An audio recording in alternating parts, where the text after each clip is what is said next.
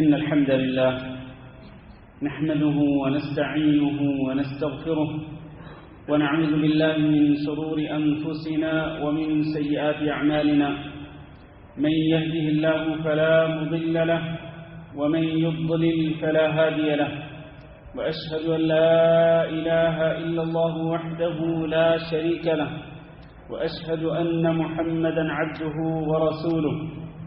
اللهم صل على محمد وعلى آل محمد كما صليت على إبراهيم وعلى آل إبراهيم إنك حميد مجيد. اللهم بارك على محمد وعلى آل محمد كما باركت على إبراهيم وعلى آل إبراهيم إنك حميد مجيد. أما بعد، فإن خير الحديث كتاب الله، وخير الهدي هدي محمد صلى الله عليه وسلم، وشر الأمور محدثاتها، وكل محدثة بدعة، وكل بدعة ضلالة، وكل ضلالة في النار. أعوذ بالله من الشيطان الرجيم. يا أيها الذين آمنوا اتقوا الله حق تقاته ولا تموتن إلا وأنتم مسلمون.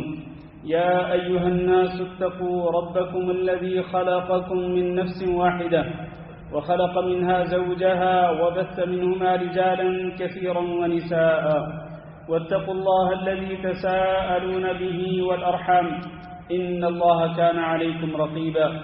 يا أيها الذين آمنوا اتقوا الله وقولوا قولا سديدا يصلح لكم أعمالكم ويغفر لكم ذنوبكم، ومن يطع الله ورسوله فقد فاز فوزا عظيما.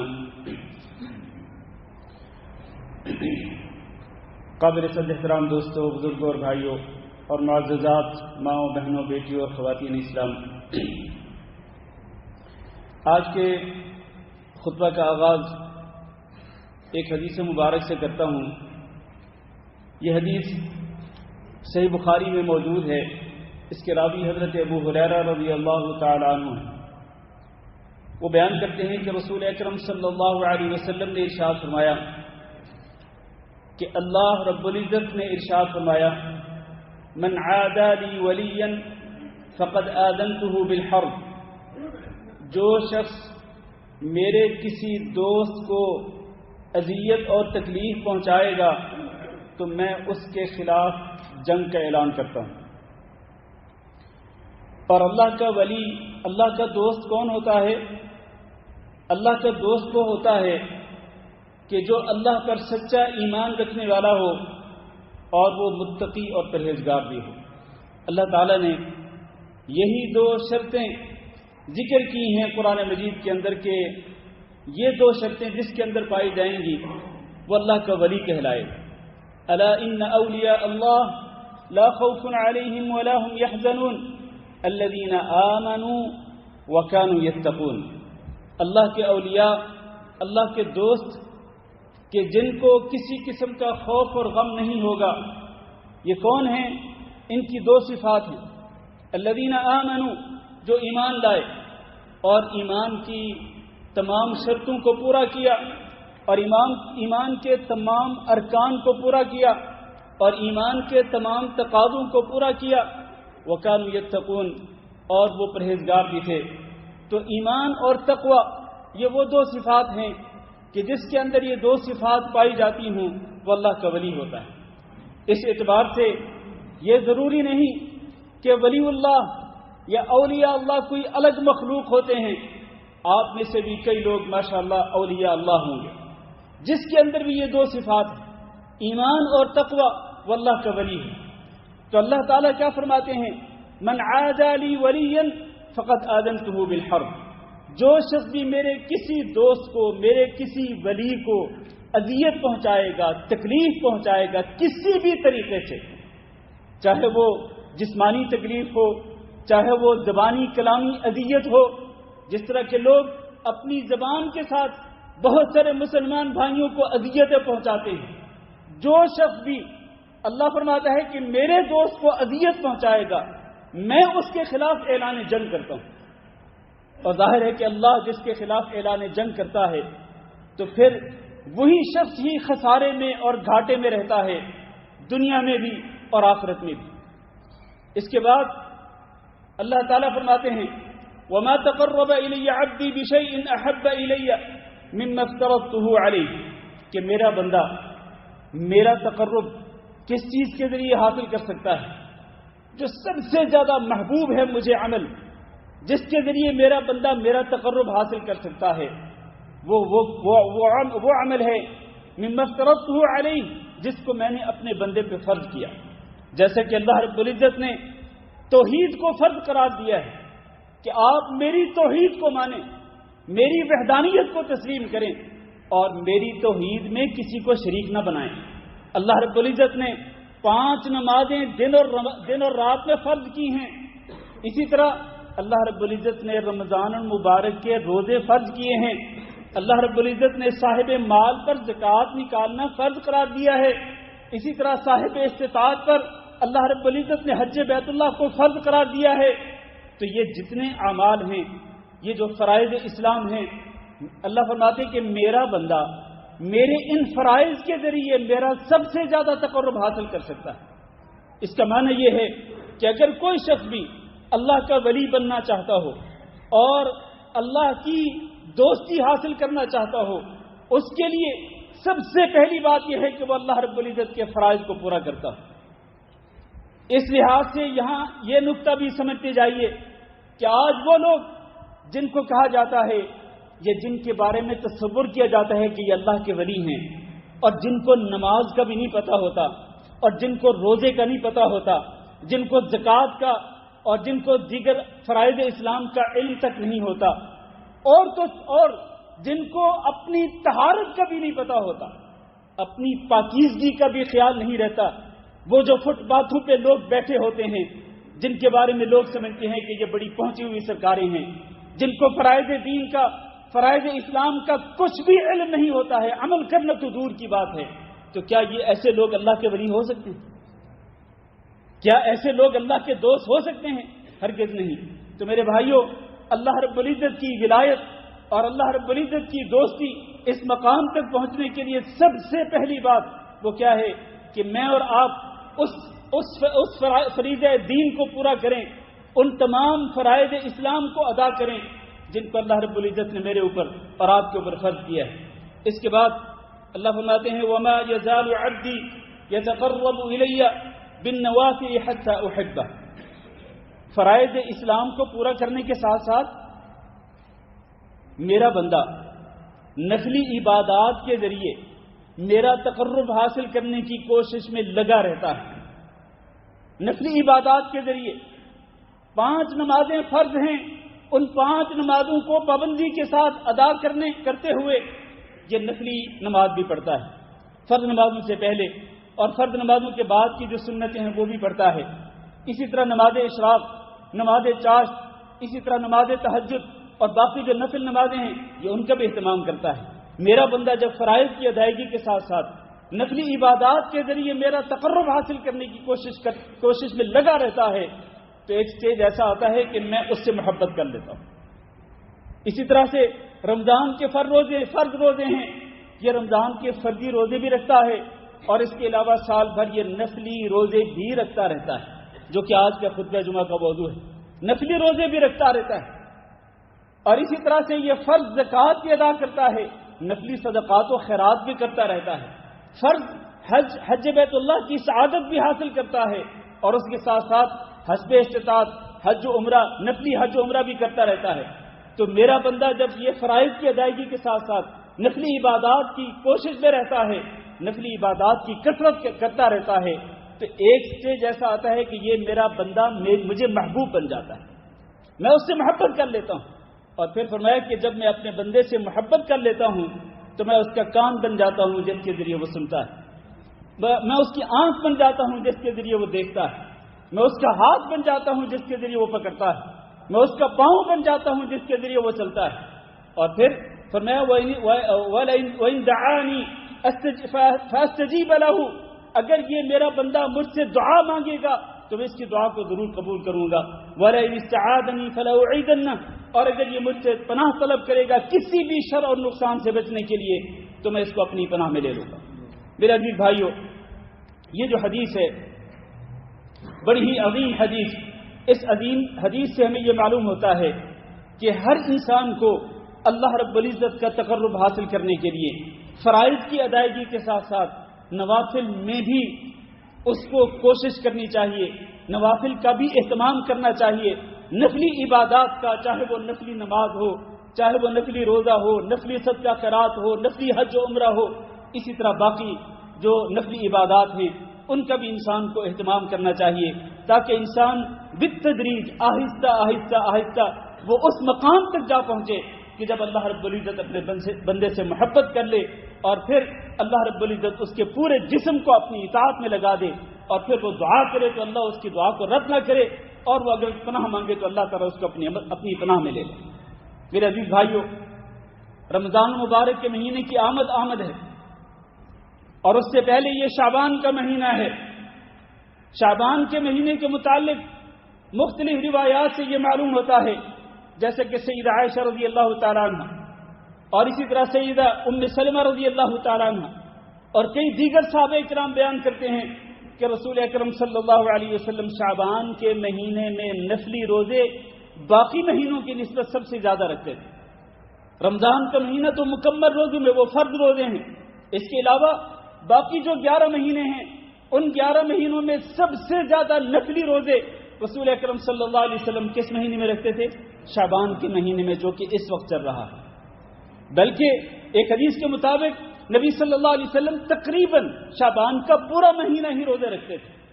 اور جب نبی صلی اللہ علیہ وسلم سے اس کی حکمت کے بارے میں پوچھا گیا، جیسے کہ اسامہ بن زید رضی اللہ تعالیٰ عنہ بیان کرتے ہیں کہ آپ اے اللہ کے رسول، کیا وجہ ہے کہ آپ شعبان کے مہینے میں نفلی روزے باقی مہینوں کی نسبت زیادہ رکھتے ہیں؟ تو نبی صلی اللہ علیہ وسلم نے فرمایا اس کی وجہ یہ ہے کہ شعبان کا مہینہ رجب اور رمضان کے درمیان آتا ہے، اور اس مہینے کے اندر لوگ اکثر غافل ہو جاتے ہیں اللہ رب العزت کی عبادت سے، اور اس مہینے کے اندر اعمال اللہ رب العزت کی طرف بلند کیے جاتے ہیں.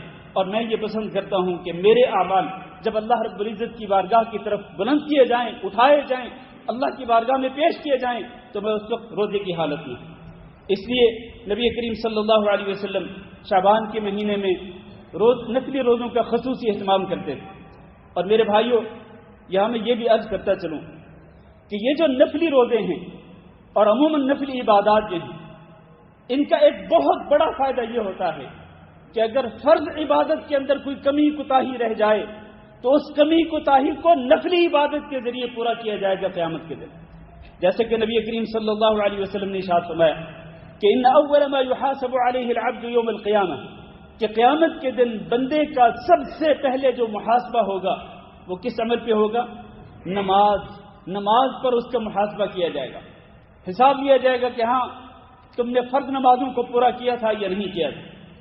اور ظاہر ہے کہ اس کے نامہ اعمال میں سب کچھ درج ہوگا کہ کون سی فرض نماز اس نے ادا کی تھی اور کون سی فرض نماز اس نے چھوڑ دی تھی، کون سی فرض نماز اس نے بر وقت ادا کی تھی، کون سی فرض نماز کو اس نے جان بوجھ کے لیٹ کیا تھا اور اس کو وقت کے بعد ادا کیا تھا، کون سی فرض نماز تھی کہ جب یہ سویا رہتا تھا، کون سی فرض نماز تھی کہ جب یہ اپنے آفس میں، اپنی کمپنی میں، اپنی دکان پہ بیٹھا رہتا تھا اور یہ فرض نماز ادا نہیں کرتا تھا.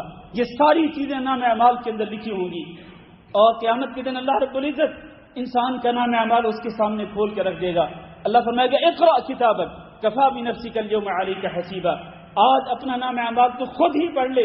اپنا یہ رجسٹر جس کے اندر یہ تیری زندگی کے اعمال لکھے ہوئے ہیں، ان کو تو خود ہی پڑھ لے، اور تو خود ہی اپنا محاسبہ کرنے کے لیے کافی ہے. تو اس نام اعمال میں انسان جب یہ دیکھے گا کہ اس کی فرض نمازوں کے اندر کمی کوتاہی پائی جاتی ہے، تو پھر اگر تو فرض نمازیں پوری ہوں گی تو انسان باقی اعمال کے حساب میں بھی کامیاب ہو جائے گا. لیکن اگر فرض نمازوں کے اندر کمی کوتاہی پائی گئی تو پھر یہ شخص فقط خواب و خسر، یہ شخص ناکام ہو جائے گا اور خسارہ اٹھانے والوں میں شامل ہو جائے گا. اور پھر نبی کریم صلی اللہ علیہ وسلم نے فرمایا ثم یؤخذ سائر عمله كذلك، اس کے بعد پھر باقی اعمال کا حساب بھی اسی بیس پہ ہوگا. کس بیس پہ؟ کہ سب سے پہلے فرض عبادات کو دیکھا جائے گا. فرضی روزے رکھے تھے، اس کے نام اعمال میں تمام کے تمام فرضی روزے رکھے وہ موجود ہیں، لکھے ہوئے ہیں تو بالکل ٹھیک ہے، بہت اچھی بات.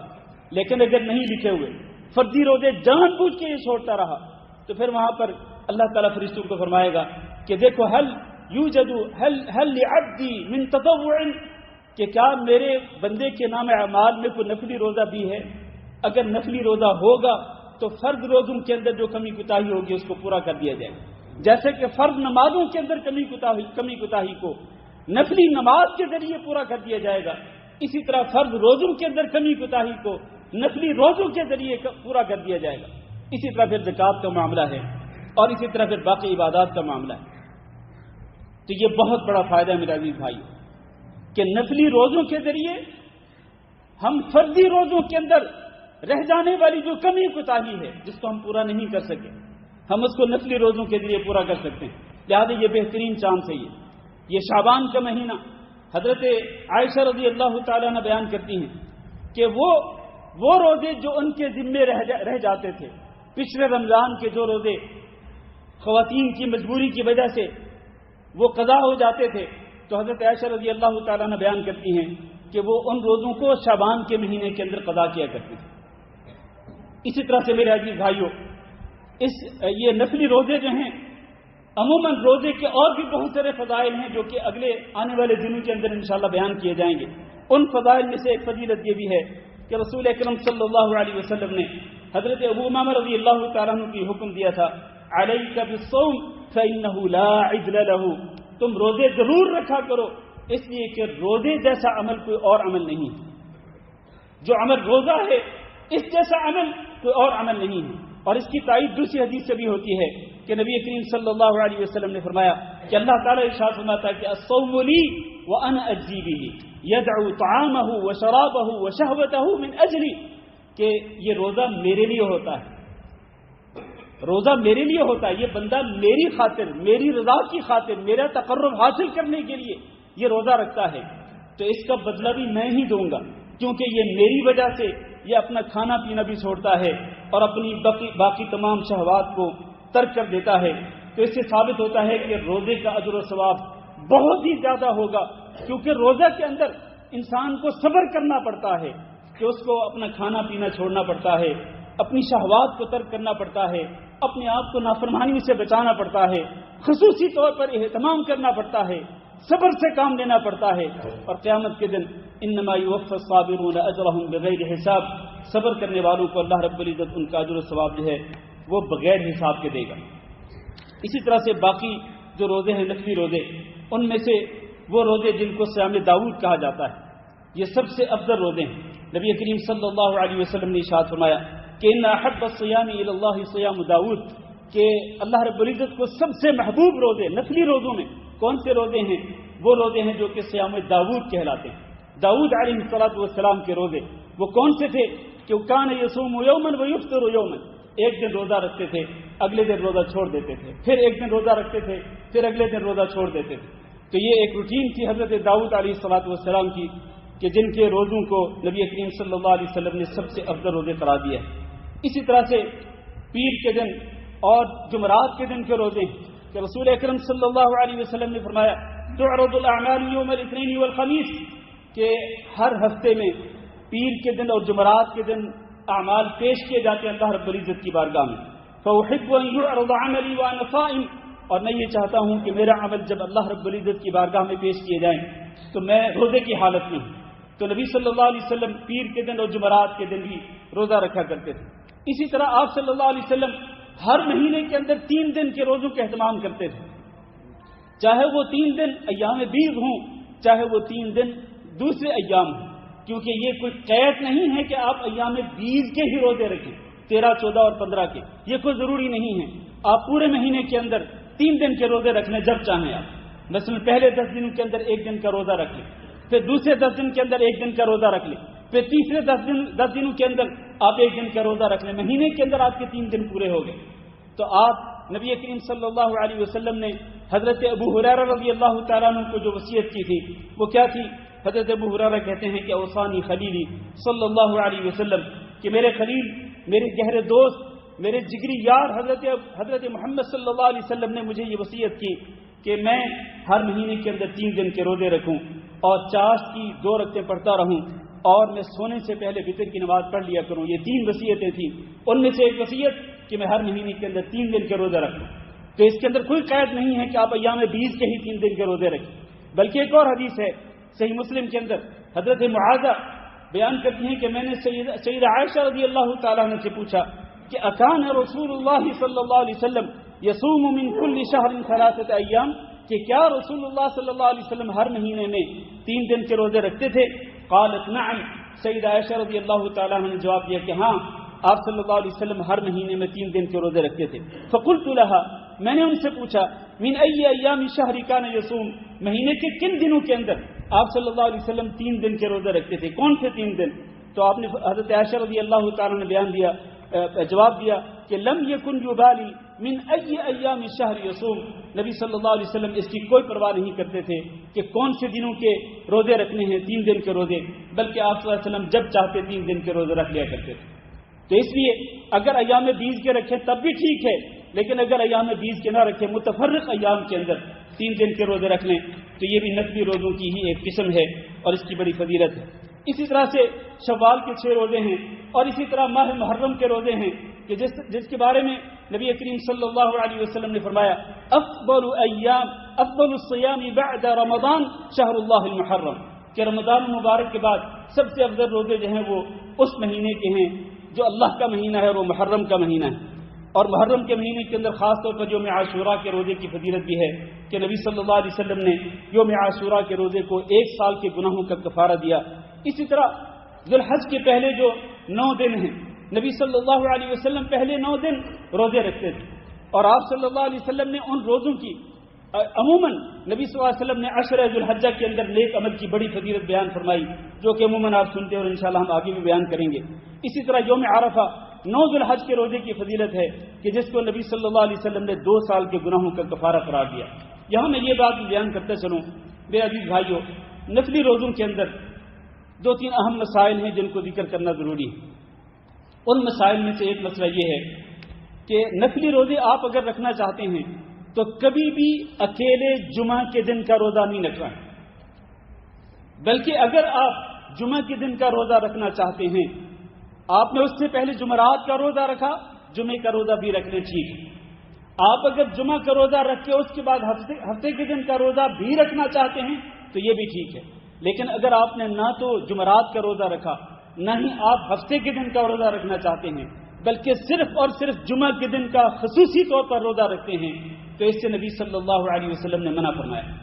اسی طرح سے اکیلے ہفتے کے دن کا روزہ رکھنا بھی، اس سے بھی نبی صلی اللہ علیہ وسلم نے منع فرمایا کہ آپ جمعہ کے دن کا روزہ بھی نہیں رکھتے اور اتوار کے دن کا روزہ بھی نہیں رکھنا چاہتے اور صرف ہفتے کے دن کا روزہ رکھتے ہیں، تو اس سے نبی صلی اللہ علیہ وسلم نے منع فرمایا. اسی طرح سے ایام عید کے روزے رکھنا بھی جائز نہیں، اسی طرح ایام تشریق کے روزے رکھنا بھی جائز نہیں. اور خصوصاً خواتین کے حوالے سے نفلی روزے اگر رکھنا چاہیں، شادی شدہ خواتین جو ہیں ان کے لیے ایک ضروری شرط یہ ہے کہ وہ نفلی روزہ تب رکھ سکتی ہیں جب ان کا خامند ان کو اجازت دے. خامند کی اجازت کے ساتھ کوئی بھی عورت نفلی روزہ رکھ سکتی ہے، لیکن اگر خامند اجازت نہ دے، خامند منع کر دے کہ تم نے نفلی روزہ نہیں رکھنا، تو پھر کوئی عورت جو ہے وہ نفلی روزہ خامند کی اجازت کے بغیر نہیں رکھ سکتی ہے. اور آخری بات یہ ہے کہ نفلی روزے کے لیے یہ ضروری نہیں میرے عزیز بھائیوں کہ آپ فجر سے پہلے، یعنی فجر کی اذان سے پہلے، طلوع فجر سے پہلے آپ نفلی روزے کی نیت کر لیں، یہ ضروری نہیں، جیسا کہ فرضی روزوں کے اندر یہ ضروری ہے. اور یہ مسئلہ ہم عموماً بیان کرتے ہیں کہ نبی صلی اللہ علیہ وسلم نے ارشاد فرمایا کہ من لم یبیت الصیام قبل الفجر فلا صیام له، کہ رمضان کے فرضی روزے کی نیت جو ہے جو بندہ فجر سے پہلے نہیں کر لیتا ہے تو پھر اس کا روزہ نہیں ہوتا ہے. نفلی روزے کے اندر یہ شرط نہیں، آپ ظہر تک یعنی زوال تک آپ نفلی روزے کی نیت کر سکتے ہیں، بشرط یہ کہ طلوع فجر کے بعد آپ نے کچھ بھی کھایا پیا نہ ہو اور روزہ توڑنے والا کوئی بھی کام نہ کیا ہو، تو آپ زوال تک نفلی روزے کی نیت کر سکتے ہیں. بعض اوقات رسول اکرم صلی اللہ علیہ وسلم باہر سے گھر تشریف لاتے تھے تو سیدہ عائشہ رضی اللہ تعالیٰ نے بیان کرتی ہیں کہ آپ صلی اللہ علیہ وسلم پوچھتے کہ کیا گھر میں کوئی چیز کھانے پینے کو ہے؟ اگر کوئی چیز ہوتی تو آپ صلی اللہ علیہ وسلم تناول فرما لیتے، اور اگر کوئی چیز موجود نہ ہوتی تو آپ صلی اللہ علیہ وسلم اسی وقت سے کہتے کہ میں روزے کی حالت میں. تو اس سے یہ ثابت ہوتا ہے کہ نفلی روزے کے لیے شرط نہیں کہ آپ اس کی نیت جو ہے وہ فجر طلوع ہونے سے پہلے ہی کریں، بلکہ اس کے بعد بھی اس کی نیت کر سکتے ہیں۔ تو یہ چند ایک مسائل تھے میرے عزیز بھائیوں، اور فضائل سے نفلی روزوں کے حوالے سے اللہ تعالیٰ سے دعا کرتے ہیں کہ اللہ ہم سب کو فرائض کی ادائیگی کے ساتھ ساتھ نوافل کا بھی اہتمام کرنے کی توفیق دے، اور خصوصاً اللہ رب العزت ہم سب کو اس مہینے کے اندر نفلی روزے رکھنے کی توفیق دے۔ استغفر اللہ لی ولکم ولسائر المسلمین فاستغفروہ انہ هو الغفور الرحیم۔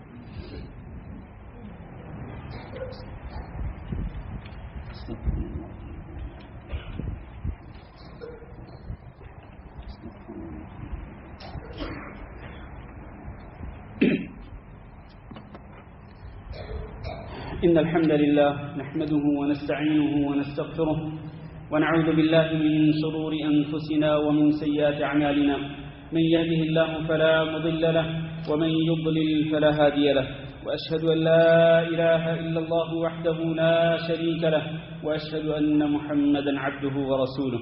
اللهم صل على محمد وعلى آل محمد كما صليت على إبراهيم وعلى آل إبراهيم إنك حميد مجيد۔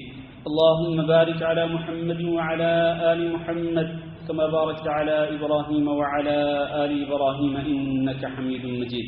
أما بعد، میرے عزیز بھائیو اور دوستو، دو مسئلے اور بھی بیان کرنا چاہتا ہوں شعبان کے حوالے سے۔ ایک یہ ہے کہ لوگوں کے ہاں یہ بات مشہور ہے کہ 15 شعبان کی جو رات ہے اس کو لوگ شب برات کہتے ہیں، اور اس کو لوگ عبادت کی رات سمجھتے ہیں۔